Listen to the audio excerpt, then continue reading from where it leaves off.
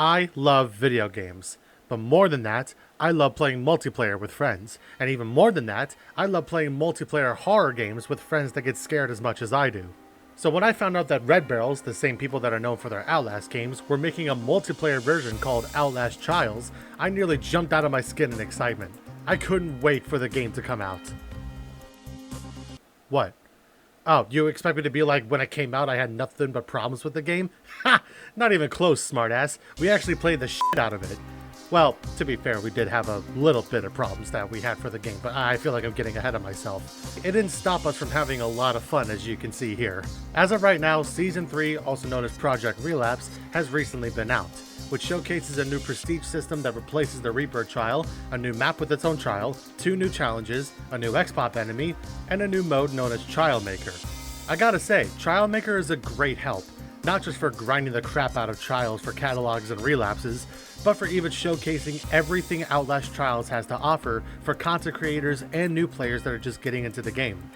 Not just by trying out every trial and challenge, but even have different event modifications to add to these levels: Toxic Shock, Winter Kills, even Bomb Countdown. Now, not only do I get to show every trial and challenge the game came with, but I even get to give my thoughts on the game so far as we wait for Season 4 and other future seasonal updates Red Barrels has in store for us. If this was your first time playing a Red Barrels game, boy are you in for a surprise. Normally, in most cases for horror games, developers want to ease you in on what you'll be going through for the next couple hours of playing their horror games. Red Barrels, on the other hand, throws you right in. They only give you a couple seconds of easing you in, and then it becomes almost non-stop chaos. So for those that haven't touched this game yet, I'll give you a short summary of what's happening so far. After what seems like you being drunk and homeless, you get a pamphlet from the Murkoff Corporation giving you the idea of volunteering to help the advancement of human life 1960 style. Well, what they didn't tell you is that by volunteering, you are now a test subject being taken to a secret facility to be part of the most messed up experiments ever made. But thanks to this lovely gentleman known as Dr. Hendrik Joliet Easterman, he gets his doctors to strap you up with some high-tech gear so you don't go into the trial environments empty-handed.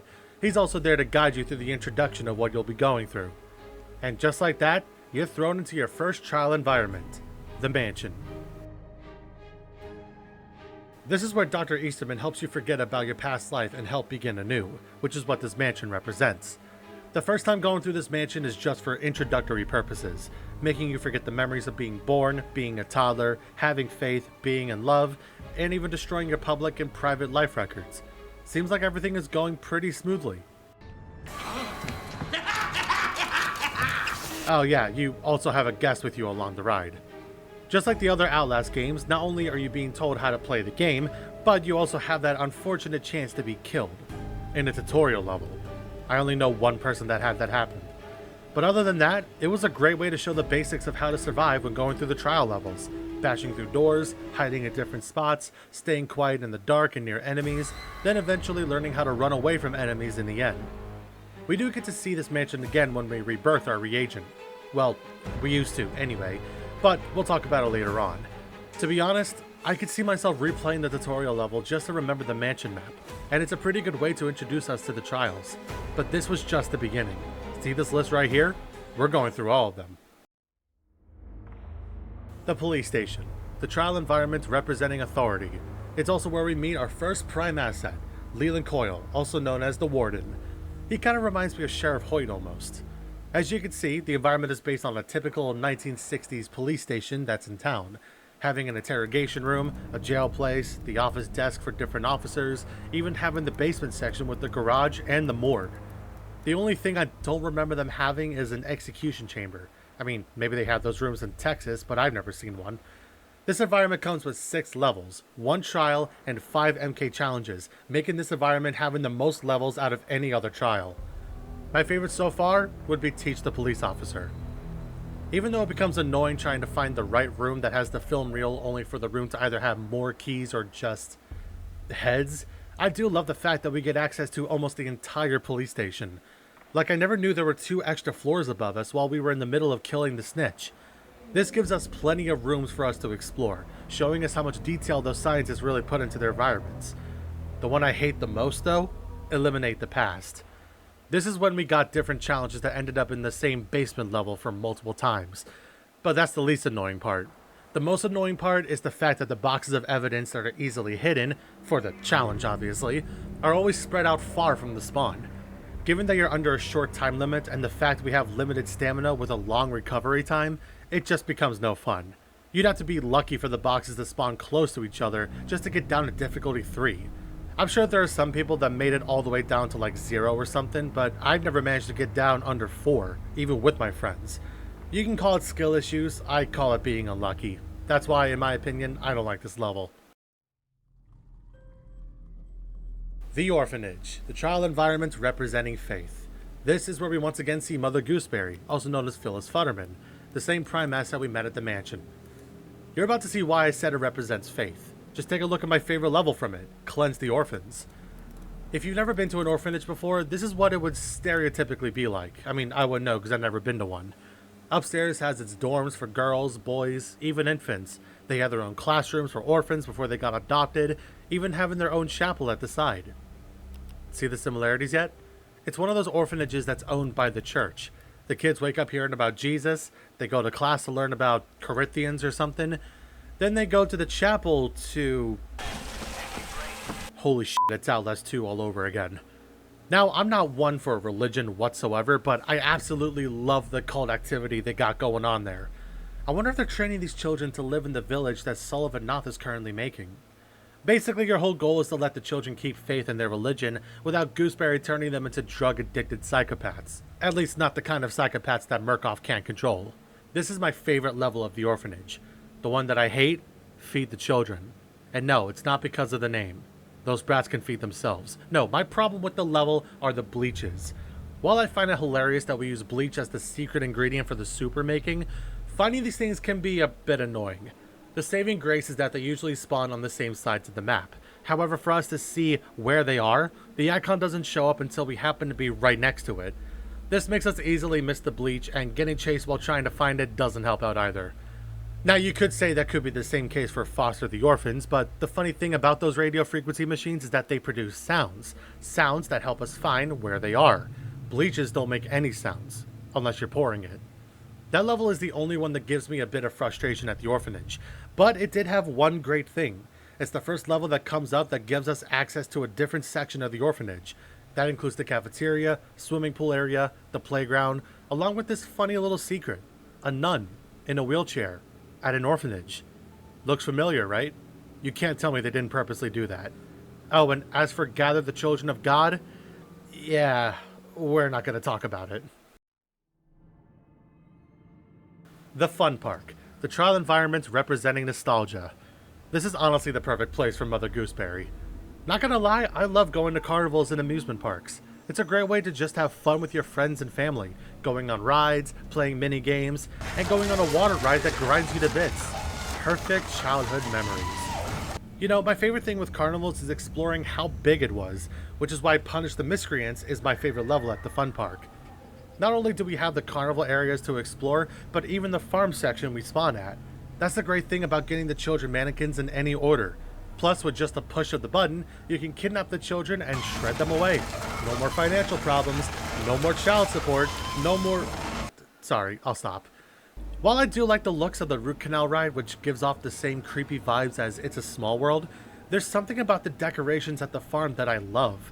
Maybe another reference to another horror film that involves a cannibal family? Maybe, I don't know. But it's one of the reasons I love this level. The one I can't stand, however, is Deface the Futtermans. You know that part in Grind the Bad Apples where you get heart projectiles to throw at the different targets in carnival games? Well, what if we use the same Futterman targets from Drill the Futterman and make it difficult to predict which way they're gonna go? Now, it's already hard enough with my god-awful aiming skills, but what annoys me more is the fact that once you use all of your projectiles, you have to run all the way back to refill your slots. It gets more annoying the further you go into the park. Thankfully, there's another barrel of hearts at the end to deal with this final section of the challenge. If I wanted to know how bad my aiming was, I could have just played Halo multiplayer. It's not the worst level I played, but it was definitely annoying. The Courthouse, the trial environment representing justice. Oh boy, do I have some things to say about the challenges in this place. While it was nice for Red Barrels to showcase the United States Supreme Court in this facility, there are two things in this trial that I absolutely hated. Finding the numbers to get the evidence, and trying to kill the scapegoats. I despise these things. But before I talk about those, I do have a favorite level for the courthouse. Destroy the evidence. The goal is simple. Gather the 3 acids, pour them on the dead body, then escape the trial. The only obstacles that get in the way majority of the time are the timed rolling gates, but they can easily be countered with the jammer rig, if you have plenty of rig recharges on you. Plus, the acids are always in the same room no matter how many times you play the challenge, which honestly can be great to see how fast you can get it done in some time trial challenge, even though you can't run with the acid in your hands. But now we get to what I believe to be the most annoying challenge level in the entirety of Outlast Trials so far. Tilt the scales of justice. Remember those ultraviolet numbers you had to find in order to get the evidence that's locked in the box? That's the whole challenge. Now, while it is easy to find the rooms that have evidence heads you have to look for, the main problem is finding the numbers. Here's the thing. You're under a short time limit to find all 4 numbers and remember the order that it comes in. While that's challenging enough, the bullshit thing about it is that the numbers aren't just in spots that are easy to miss, but they don't even show up unless you're in the exact spot for it to appear. Having that mixed with X-Pops that just burst through into the room because they can see you through the window just wastes a lot of your time. Oh, and when that timer does run out, you have to get out of that room, otherwise it shocks you. Afterwards, an alarm plays that makes every X-Pop run into the room. So now comes the waiting game. You have to wait until the alarm stops blaring. Wait until the X-Pops leave the area. Oh, and if you're doing this level during the Toxic Shock or Winter Kills event, good f***ing luck trying to find the numbers before the cold or the gas show up. You would have to wait forever for things to not be in the way just to try your 5th attempt at finding the last goddamn number. Oh, and if you have Jaeger coming after you, you might as well forget about it.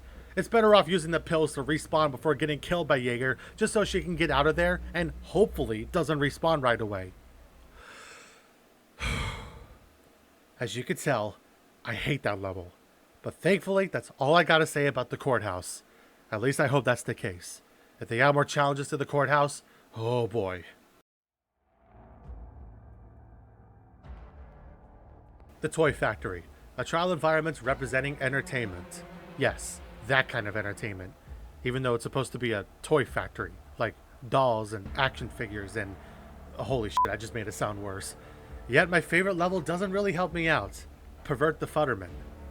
Basically, not only is this the only trial where we have access to the basement area, with the poor guy getting crushed in that trash compactor, but similar to Punish the Miscreants, we get to explore the whole toy factory since we can do the production steps in any order we want to do.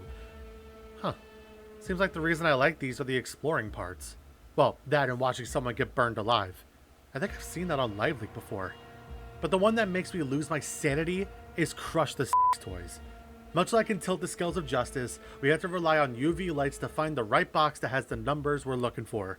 But it became more tedious since we now have to power it with a generator. As much as I like that we don't have to find gas cans to fuel it up, it defeats the purpose of waiting for the X-Pop to leave for you to complete the objective, only for them to run back due to the sounds of starting up the generator. This gives us little time to find the boxes since we'll be chased the majority of the time. At least this one I could tolerate a little more than the other challenge. The docks, the trial environment representing medicine, sadly not the legal prescription kind. This is where we first meet the new prime asset we have dealt with since Season 1, Franco Barbie, a psychosexual, mafia, gun-wielding baby man who makes sure his business doesn't get interfered with by us. This trial environment is based off of the docks somewhere in New York, as proven by the Statue of Liberty in the background, which we can see in my favorite level out of all trials in the game so far, Poison the Medicine. I'm pretty much a fan of the show Breaking Bad, and since we get to steal the whoops, can't say that, let's call them flowers. We steal the flowers, go into the chemical area, take and pour the poison in the flower, then cook it and cut them up. Yeah, already I'm having fun with this trial. My favorite part is when we deal with these 2 lovely bad people who refuse to eat the flower, so we cut open their stomachs and force them to digest it. I mean, how else do you feed your mules? That final chase though we have from Franco, it's quite challenging not to get shot by him. Dealing with that and Cook the Informant, however, oh my god. I wonder if this is what they were discussing. Hey, remember those scapegoats people dealt with back in the courthouse? What if we brought them back, but this time we give them unstable microwave triggers that blow up after one use? Don't worry, it still takes 3 hits to kill the guy, so not only do they have to find the scapegoats that'll be on the other side of the map, but they gotta find the other microwave triggers scattered all over the map. Great idea, Red Barrels. Thankfully, we only have one of those guys instead of having to deal with multiple of them. But really? These triggers that blow up after one use? And even after we had to use them to open the gates after blowing up a light bulb? Really? Definitely one of the most annoying challenges to deal with. Even worse with modifiers in play. Downtown. The trial environments representing pleasure. I can only imagine which town they were referring to. This downtown area definitely became open to their preferences, it seems. I bet it's all thanks to Franco's influence around there. Let's just hope they're all clean. Funny thing is that it becomes part of my favorite level, Spread the Disease. While it's not the first appearance of a new objective that's basically reminding me of Hardpoint and Call of Duty, but in every trial and challenge, these deviants get killed in brutal and violent ways, almost like the victims in the Saw franchise. This one, however, doesn't die right away, but instead it gets lowered into the STD-filled container and gets injected with the virus. All he does is scream for help as it pumps into his bloodstream and the curtains close. It definitely leaves a mental scar just hearing what's happening even when we leave. Oh yeah, it's also the time we get to be down in the sewers.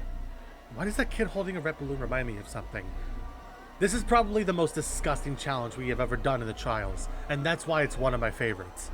How about we try to forget about it by knowing why I'm not a fan of Pleasure the Prosecutor?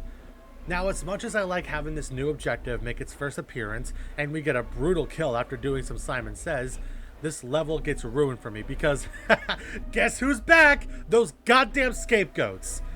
Once again, we had to kill multiple of them just to get the keys lodged in their heads.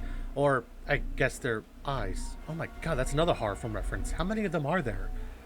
Anyways, as much as it's not that annoying since we have perfectly working microwave triggers, it's actually difficult since we are now doing it in an open area, where X-Pops and even Franco can easily spot us. Just think, you're close to a scapegoat, and about to whip out the trigger, only for Franco to shoot at you, spooking the scapegoat, and he escapes. It becomes such an unnecessarily lengthy task that just gets annoying the more it happens. But at least it's worth it in the end. The Suburbs, the trial environments representing politics. This is the new map that was recently added with only one trial, Liquidate the Union. It's funny how we go from Pleasure Town to now what was basically Portland, Oregon in 2020, or Los Angeles in 1992. Basically any city that ended up being set ablaze because of the riots that happened. This one I'm assuming is more in the protests and riots for healthcare and better working environments. You know, the Union. So far, I really like this trial. A good reuse for the radio frequencies and giving us 2 new objectives, escorting the Union leader and throwing projectiles at the correct safety signs. It does become annoying since we don't have enough cover for us not to get shot by Franco while doing the final objective, but it's still quite easy to get through. The best thing is that when it comes to escorting, you have the option to do the radios first to open the pathway to the meat factory and then escort the boss man. Much like in Punish the Miscreants and Pervert the Futterman, it gives you access to explore what might be the biggest trial environment built so far in the facility. I can only imagine how big the future maps are going to be for Season 4 and beyond, especially in the final season. But let's go back in time for a bit when we had 2 ways of escaping before relapsing was a thing.